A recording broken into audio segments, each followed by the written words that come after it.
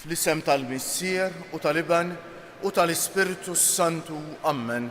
Il-grazzja ta' Sidna Ġesu Kristu, l-imħabba talla u l-għaqda fl-Ispiritu Santu tkun magħkom il-koll. Eżis ħuti nixtieqilkom minn qalbi l-għodwa tajba, illum l-4 ta' Lulju l-Knisja tista' ssir it-tifkira ta' Santa Elisabetta tal-Portugal. Ħanaqralkom ftit fuq il-ħajja tagħha.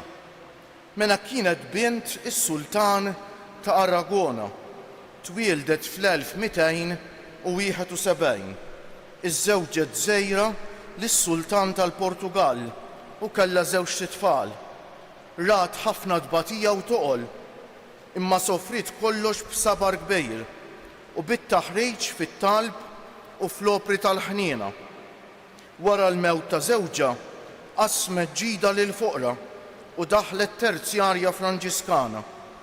Iju titħabad biex terġa' tħabbeb bejniethom lil-bina u l-ħatnu mietet fl-1336.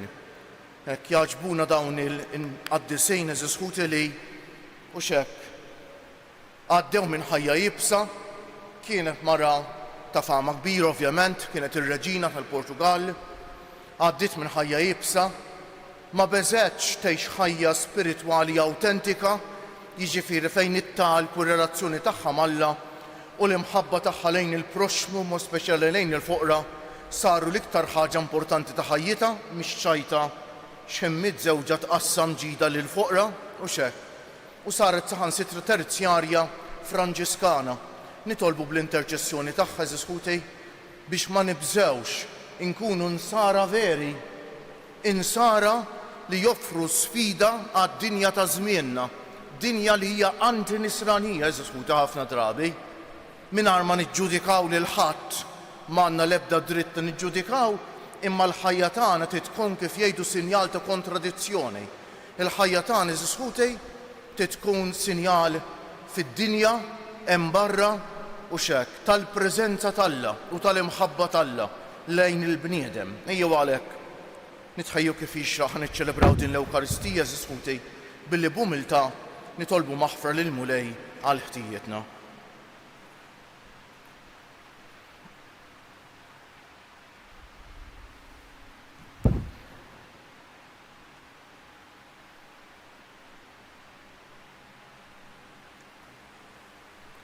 Int li l-qajt b'imħabba kbira l-indiema ta' Pietru Mulej ħniena. Int li wett il-ġenna lil ħallil it-tajjeb Kristu ħniena.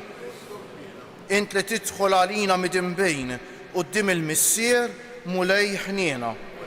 Iħenna għalina Alla li jista' kollox jaħfrinna dnubietna u wassalna għal ħajja ta' dejjem. Nitolbu. U Alla li tnissel il-paċi u toss lil min jagħti x-xhieda tal-imħabba, inżejjent lil Santa Elisabetta tal-Portugal bil-grazzja tal-għaġeb li taqgħad fil-paċi lil dawk li kienu mifruda bit-tilwejm, bit-talb tagħha għatina li aħna wkoll naħdmu ħalli nġibu l-paċi biex nistgħu nissejħu liedek b'ibnek Ġesu Kristu Sidna li huwa Alla u miegħek jgħix u jsaltan flimkien mal-Ispiritu Santu għal dejjem ta' dejjem.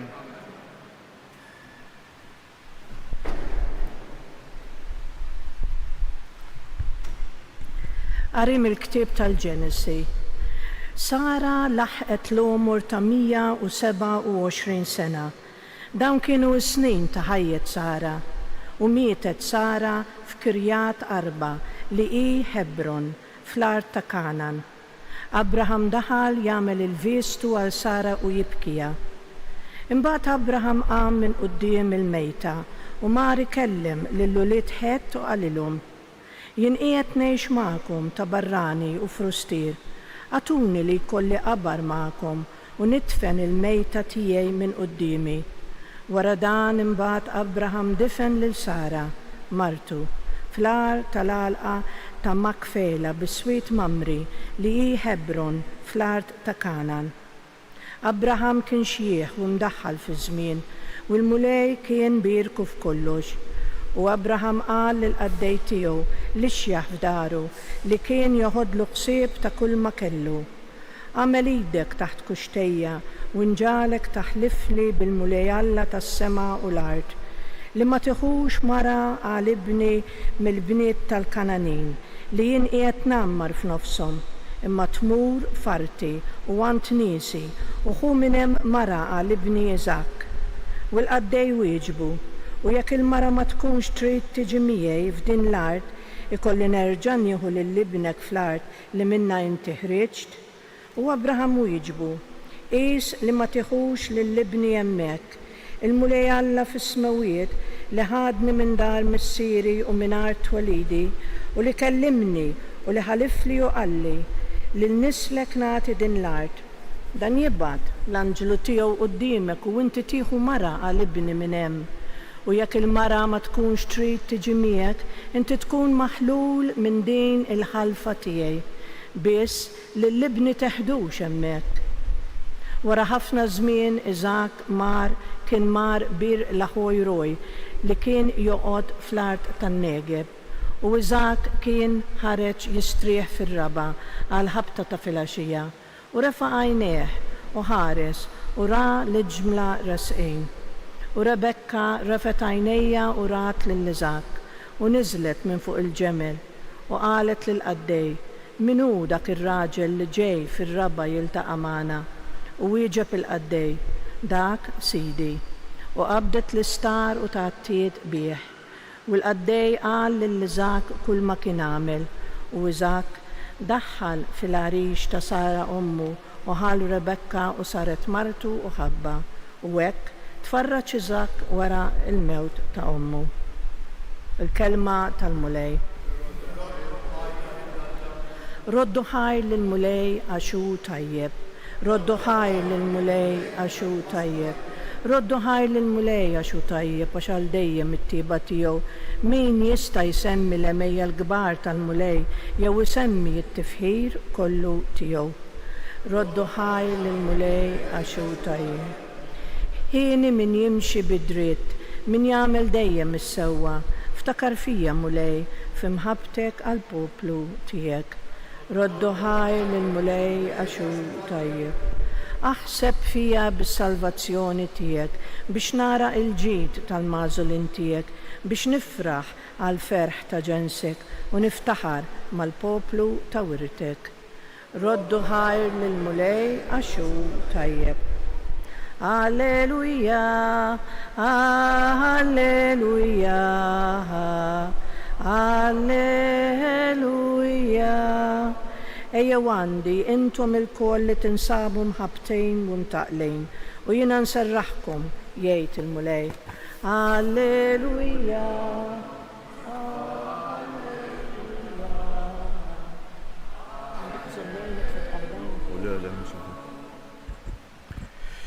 Il-mulej ma'kom.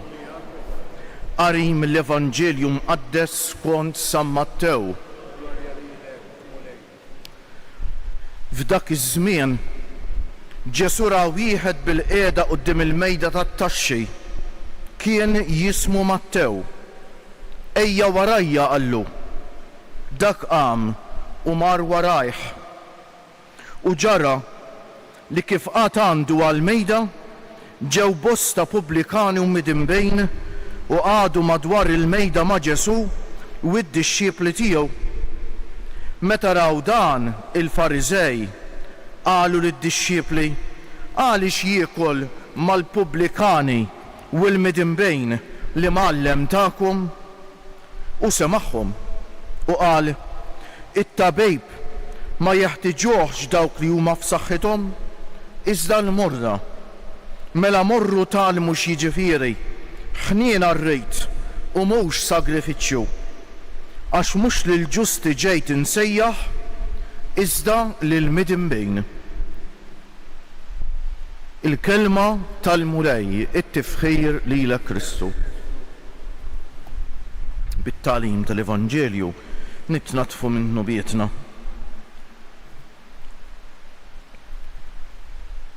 Eżis ħuti għal bniedem li jgħix illum u minn fejn hu ma jistax jimmaġina, biex ma nistgħu impossibbli nimmaġinaw aħna il-bidla li ġab l-Evanġelju fid-dinja tagħna. F'dawn l-aħħar 2000 sena ma nistgħux nimmaġinaw eżis ħuti. Ma nafx nistgħux nimmaġinaw rivoluzzjoni ikbar, rivoluzzjoni ta' mħabba ikbar pereżempju minn dak li smajna fl-Evanġelju tal-lum, mhix ċajta. Mela fis-soċjetà ta' Iżrael ta' żmien Ġesu, soċjetà reliġjuża kemm trid int, u x'hekk, fejn Alla u x'hekk huwa fuq fuqhom kulħadd biex ngħidu hekk. Però soċjetà ta' ġustizzji kbar. Għaliex il-poplu tal-Alla kien ħafna drabi iktar ħsibu fir-reliġjon, jiġifieri fuq dak li jagħmelu u kif jimmaġina lil Alla u x'hekk u r-regoli li jagħmelu milli dak li rid Alla. Infatti din il-ġrajja ġrajja tal-għaġeb jirrakkonta lilna Mattew stess mill-Vanġelu skont San Mattew. Is-sejħa tiegħu eżis ħuti. Mattew kien pubblikan, kien kollettur tat-taxxi. Dawn kienu lut, irġiel, li l-poplu tal-Alla kien jobodhom mibeda kbira għaliex. Għax fi żmien Ġesu il-poplu tal-Alla kien maħkum mill-Imperu Ruman. U dak iż-żmien iċ-ċittadini Rumani ma kienux iħallsu taxxa. It-taxxa kienu jħallsuha l-poplu maħkuma minnhom. U ħafna drabi kienet tkun taxxi jibsa ħafna. Allura li tħallas it-taxxa kien ifisser li inti skjaf ta' poplu barrani. L-ewwel ħaġa għaliex il-lut kien jobodu mibeda kbira r-Rumani. It-tieni biex jiġbru t-taxxa r-Rumani, ovvjament ma kienx hemm ċensimenti dettaljati jew computers kif għandna llum, x'kienu jagħmlu? Kienu jsibu nies tal-post, jaqbdu area, pereżempju ċerta area. Isibu xi ħadd li ġeneralment ikun raġel li jħobb jintoġob mal-kbarat. U jaqbdu jiġbrolhom it-taxxa. Dan kien ikun jaf in-nies, kien ikun jaf bejn wieħed u ieħor x'għandhom u titmur tħallas it-taxxa għandu. U dan kien jitolbok, jisolħok kif ngħidu bil-Malti kemm jista' jkun. U jekk lill-Imperu Ruman rid jagħti ħejja ngħidu 50 euro, kien jitolbok 80 jew 100 biex dawk il-50 jew 30 ekstra jitfagħhom ġobutu. U allura nistgħu nimmaġinaw il-poplu tal-Alla kif kien jobodhom lil dawn l-imbrikin ta' pubblikani. Il-midinbejn, min kienu l-midinbejn? Tgħidu li mhux kulħadd midneb hekk, kulħadd midneb. Però mhux kulħadd jaċċetta li hu midneb ta' eżis ħuti anke fi żmienna. U l-poplu tal-Alla dak li kienu midinbin pubbliċi, l-pubblikani, il-prostituti, eccetera, kien jużhom kif ngħidu bl-Ingliż bħala scapegoat. Kien qisu r-rabja li kellu għalih innifsu. Tinsewx li l-maħfra tal-Alla ma tantx preżenti u x'hekk m'hemmx il-garanzija tal-maħfra tal-Alla li għandna aħna li tajinna Ġesu. Allura r-rabja li kellu għadnu b'tiegħu stess ħafna drabi kien jiżvoga fuq dawn l-imsejknejn. U x'hekk. U jkun hemm dan Mattew qed jiġbor it-taxxi għad ħadd ma resa leħ u ħares leħ b'imħabbata. Ma darba wieħed waqaf u taħħarsa ta' mħabba kien Ġesu. U qallu ejja warajja. Araw is-sħuti xi ġmiel. Ma ħarisx lejn id-dnub tiegħu, ma ħarisx lejn kif iħarsu lejh in-nies, ma jgħidlu ejja warajja. U dan għamel ħaġa tal-għaġeb ta'. Dak qam u mar waraj, ħalla kollox eżis ħuti. Dak li għalih kien iddedika ħajtu, dak li għalih kien telefonuru, ħalli kollox waraj, u mur wara Ġesu. U ovvjament, eżis ħuti min jersaq lejn Ġesu ma jersaqx waħdu. Dan ħafna nies bħalu, midinbin pubbliċi bħalu, ġew madwar Ġesu. Dawk in-nies li l-Farizej li kienu l-konservattivi, dawn li jaħsbu l-huma xaqaddisejn, dawn li jaħsbu l-huma perfetti, dawn li jaħsbu li ħsibhom biex jippuntaw subajhom għax id-dnub tagħhom jaħbuh u ħsibhom biex jikkundannaw id-dnubiet ta' ħadd ieħor. Dawn resqu jikkritikaw bħas-soltu, mad-dixxiepli. U Ġesu qalilhom dik is-sentenza tal-għaġeb. It-tabib ma jeħtieġux dawk li huma b'saħħithom imma l-morda qalilhom. U t-tabib tagħna huwa Ġesu. Però biex tersaq lejn it-tabib li taċċetta li int marejta. Allora Ġesu qed jgħidilna li fid-dinja hawn minnu midneb hawn minnu mhux, hawn minnu marit bil-mart spiritwali li huwa dnub hawn minn mhux. Mhux hekk qed jgħidilna Ġesu ta'. Qed jgħidilna ma taċċettax li inti marit, li inti midneb, ma tistax tħoss il-bżonn tiegħu ta' Ġesu.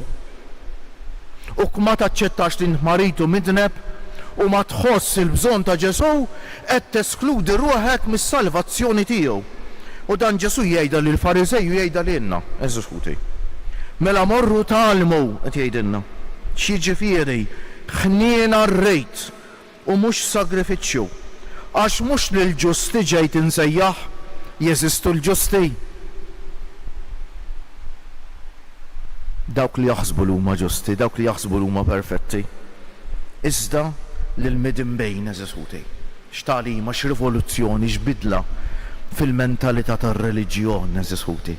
U x'hekk fil-mixja tal-fidi tal-bniedem.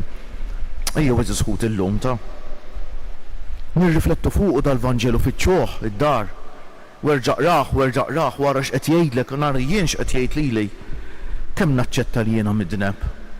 U allura għandi bżonn ta' Ġesu, mhux midneb imnikketta jiena. Jien midneb ferħan. Għax Alla jħobbni, għax Alla jrid jaħfirli, għax Alla jrid jaħlisni mid-dnub, għax Alla jrid jagħtini l-paċi ta' qalbi. Dan hu l-Vanġelu tal-lum. Ejdu li hux rivoluzzjoni. U aħna jeħtieġilna eżekuti ngħixuh illum u nsiru sinjal ħaj fid-dinja ta' x'ifisser l-Evanġelju kif kienet Santa Elisabetta tal-Portugal eżekuti. Kieġobkom nqmu bil-wieqfa. Aħna u niftakru l-lum fil-ħidma ħerqana ta' Santa Elisabetta tal-Portugal biex taqqat fil-paċi dawk li kienu mifrudejn minn xulxejn, nitolbu l-Alla l-grazzja tas-sliem u l-paċi għalina, għal pajjiżna u għad-dinja kollha. Wettaq mulej il-Knisja tiegħek fil-ħidma tagħha biex twassal is-sliem ta' Kristu lil bnedmin kollha ta' rieda tajba. Nitolbu.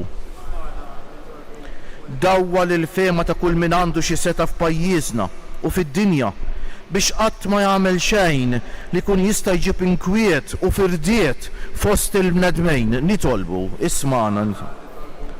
Għamel li dawk li huma miġġildejn jerġgħu jinħabbu bejniethom, dawk li huma mifrudin minn xulxejn jerġgħu jingħaqdu flimkien u dawk li huma dewwa ta' xulxejn jagħmlu paċi. Nitolbu, ismana. Daħħal fis-saltna tiegħek tal-għena d-dawr u s-sliem lil qaddejja tiegħek ħutna li għalihom qegħdin nofru dan is-sagrifiċċju tal-quddiesa u lil dawk kollha li fid-dinja ħabirku għas-sliem u l-paċi fost il-bnedmejn. Nitolbu. Seddaq ħajjitna fis-sliem, eħlisna mit-telfin ta' dejjem u għodna fost il-mażulejn tiegħek. Nitolbu. Santa Elisabetta tmut meta kienet qed tfittex il-paċi bembina u ħatnu. Sfortunatament f'ħafna familji jkun hemm l-inkwiet u l-ġlied.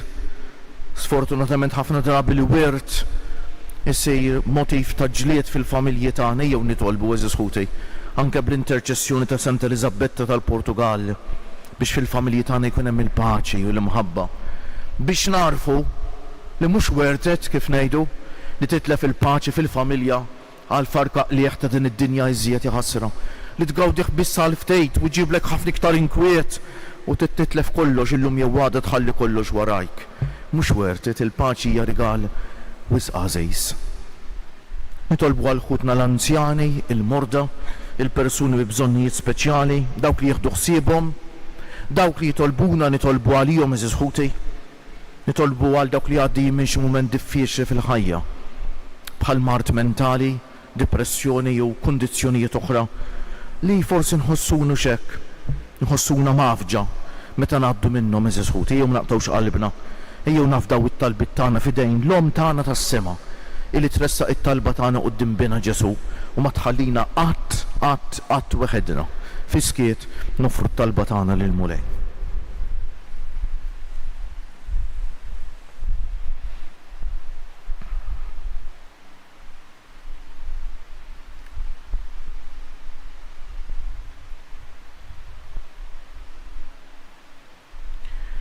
Mulej Alla li tista' kollox qatt talb ta' Santa Elisabetta tal-Portugal, atina lil-koll flimkien naħdmu għal paċi f'pajjiżna u fid-dinja, ħalli tassew nkunu nistgħu nissejħu wliedek bi Kristu siedna.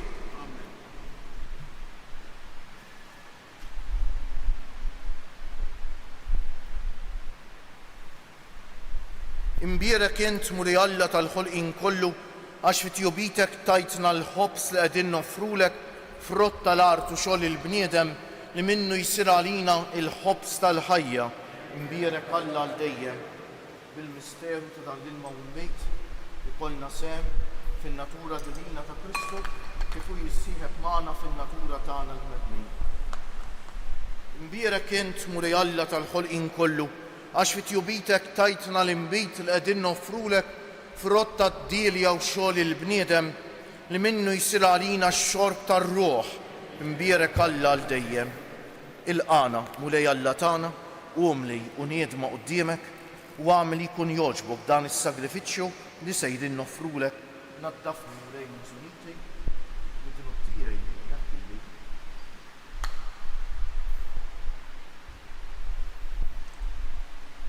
Itolbu ħuti biex is-sagrifiċċju tiegħi u tagħkom ikun jogħġob lil Alla l-Missier li jista' kollox.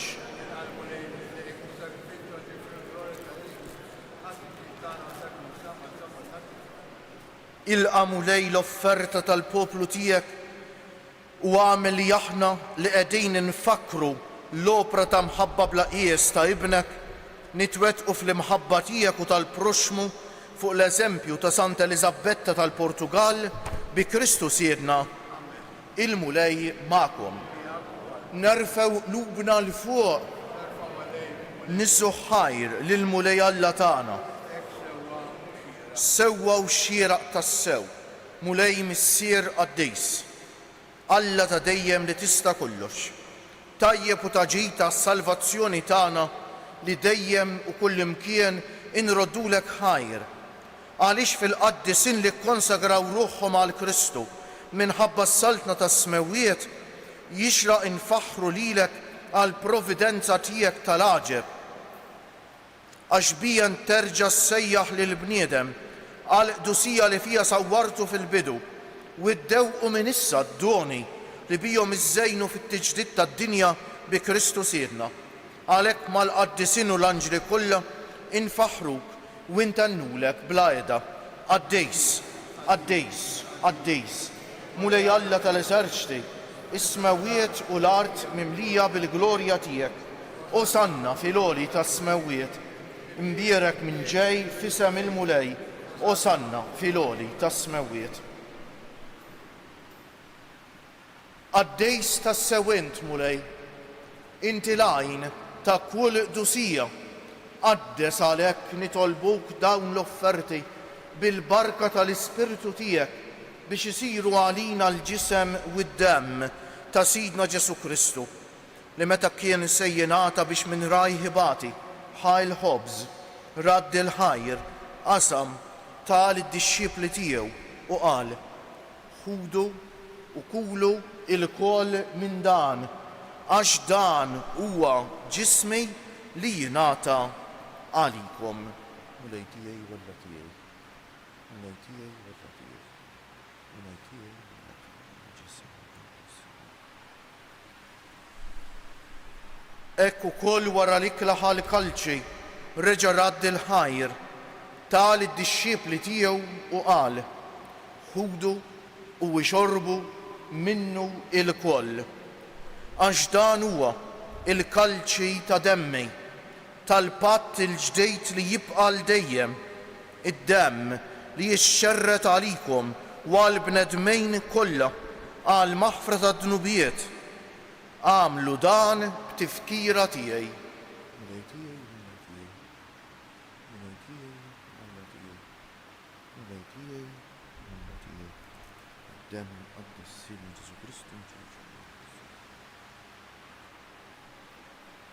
Dan l-misteru tal-fidej inħabbru l-mewt tiegħek Mulej, nxandru bil-ferħ l-qawmin tiegħek, nistennewk sa ma tiġi fil-glorja. Għalhekk aħna nagħmlu dan b'tifkira tal-mewt u l-qawmien ta' Sidna Ġesu Kristu nofrulek missier il-ħobs tal-ħajja u l-kalċi tas-salvazzjoni u nroddulek ħajr għax oġbok tilqana hawn quddiemek biex naqduk. U mit-ċokun tagħna nitolbu li l-Ispiritu Santu jaqadna f'ġisem wieħed lilna li jieħdu sehem mill-ġisem u d-demm ta' Kristu. Ftakar mulej fil-Knisja tiegħek imxerda mad-dinja kollha u wettaqa fl-imħabba fl-imkien mal-Papa Ljun 14 mal-Isqof tagħna Anton, mal-isfijiet u l-ministri kollha tiegħek u mal-poplu kollu li inti ksibt għalik.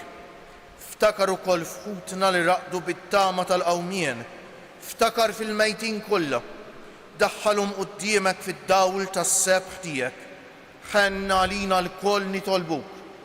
Għati lilna wkoll il-wirt tal-ħajja ta' dejjem, flimkien mal-Verġni Mqazza, Alla u tagħna Marija, mar-raġel ġus tagħha San Ġusepp, mal-Apostli Santa Elisabetta tal-Portugal u l-qaddisin kollha li jgħixu fil-ħbiberija tiegħek sa mill-bidu tad-dinja. Għamel li magħhom infaħruk u insebħuk b'Ġesu Kristu ibnek. Bi Kristu, ma' Kristu u fi Kristu jingħata lilek Alla missier li tista' kollox fl-imkien mal-Ispiritu Santu kull ġieħ u glorja għal dejjem ta' dejjem. Eżis ħut in-nisrani li ma jfittix li jġib il-paċi kull fejn ikun u nisrani fals. Alla ħares qatt in-nisrani jġib il-firda u l-ġlied, x'nisrani jkun? Eżis ħutej. Ejjew għalek fuq l-eżempju ta' Santa Elisabetta tal-Portugal, ngħidu dit-talba tant sabiħa li turina l-għandna missier wieħed li jħobbna l-koll u rridna ngħixu taħwa ta' xulxejn. Dik l-iktar ħaġa li jixtieq minna li nħobbu lil xulxejn. Ngħiduha bil-qalb. Missierna li inti fis-smewwiet jitqaddes ismek, tiġi saltnatek, ikun li trid int kif fis-sema u hekk fl-art. Ħobżna ta' kuljum agħtina llum, aħfrinna dnubietna bħalma naħfru lil minuħati għalina u la ddaħalniex fit-tiġrib, iżda eħlisna mid-deni. Eħlisna nitolbuk mulej minn kull deni. Atina fit-tieba u l-ħnina tiegħek il-paċi fi żmienna biex inkunu ħielsa dejjem mid-dnub u mħarsa minn kull inkwiet aħna u nistennew u nittamaw ilena u l-miġja tas-Salvatur tagħna Ġesu Kristu. Mulej Ġesu Kristu li jett l-Apostli tiegħek inħallilkom is-sliem, natikom is-sliem tiegħi. La tħarisx lejn nubietna, iżda ħares lejn il-fidi tal-Knisja tiegħek. Għatija stimula li jien trid fija, inti li tgħix wis-saltan għal dejjem ta' dejjem. Il-paċi tal-mulej tkun dejjem magħkom. Għatu l-paċi lil xulxejn. Il-ġisem flimkien mad-demm ta' Sidna Ġesu Kristu ikunu jiswew lilna li ser nitqarbnu bihom għal ħajja ta' dejjem. Ħaruf talla li tneħħi d-nubiet tad-dinja ħenna għalina. Ħaruf talla li tneħħi d-nubiet tad-dinja ħenna għalina. Li tneħħi d-nubiet tad-dinja għatina l-paċi.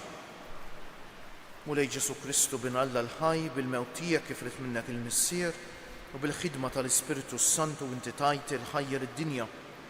Dan il-ġisem u d-demm għaddejs tiegħek, eħlisni minn ħtijieti kollha u minn kull ħażen, żommni dejjem fidej lejn il-kmandamenti tiegħek u tħallini qatt ninfiret minnek. Nafżakom li biex nevitaw konfużjoni waqt itqarbin l-ewwel inqarben dal-ġenb, imbagħad niġi fin-nofs imbagħad inqarben din in-naħa. Danu l-ħaruf talla, danu Ġesu li jneħħi d-nubiet tagħna u tad-dinja kollha. Ħenjejn dawk li huma mistiedna għall-ikla tal-ħaruf mulej. Ma jistħoqlix tidħol taħt is-saqaf tiegħi, iżda jitkellmu waħda u ruħi tkun fejn. Il-ġisem ta' Kristu jħarisni għal ħajja ta' dejjem Amen.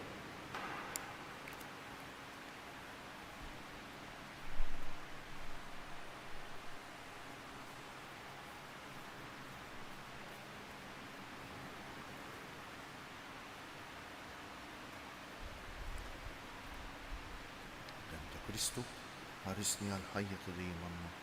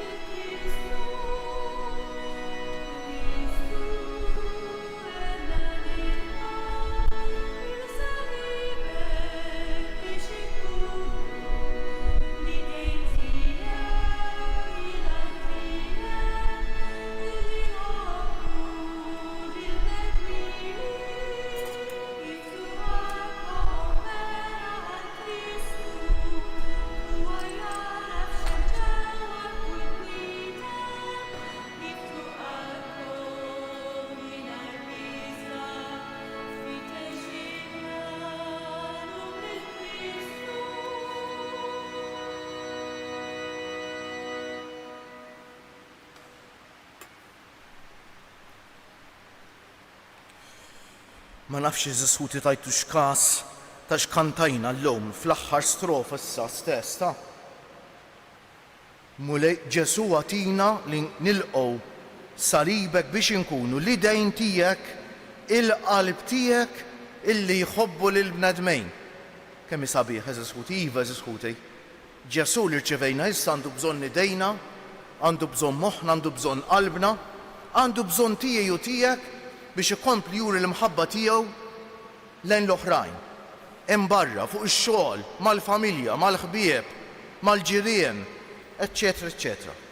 Ħanqumu bil-wieqf eżisħuti u nitfgħu ħarsitna fuq Ġesu msallab illum il-ġimgħa u nsellmulu bil-qalb.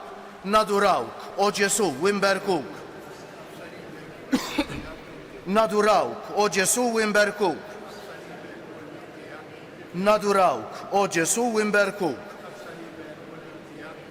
Nitolbu.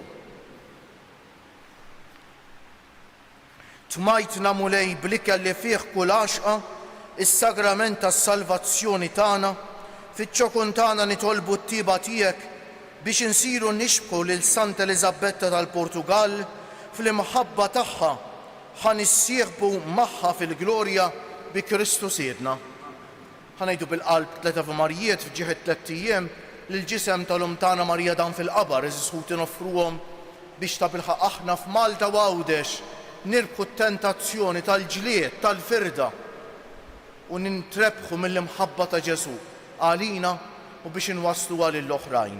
Slim għalik Marija bil-grazzja mimlija l-mulej miegħek, imbierka inti fost in-nisa u imbierek il-frott tal-ġuf tiegħek Ġesu.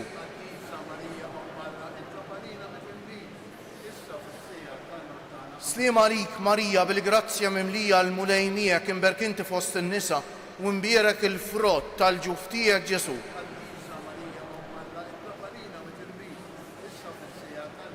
Slim għalik Marija bil-grazzja mimlija l-mulej miegħek, imbierka inti fost in-nisa u imbierek il-frott tal-ġuf tiegħek Ġesu.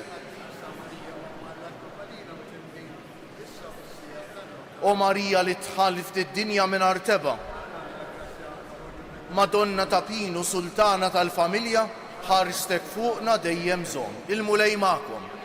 Ibarikkom Alla li jista' kollox, il-Missier u l-Iban u l-Ispirtu Santu morru fil-paċi ta' Kristu. U l-jum it-tajjeb lilkom ilkoll.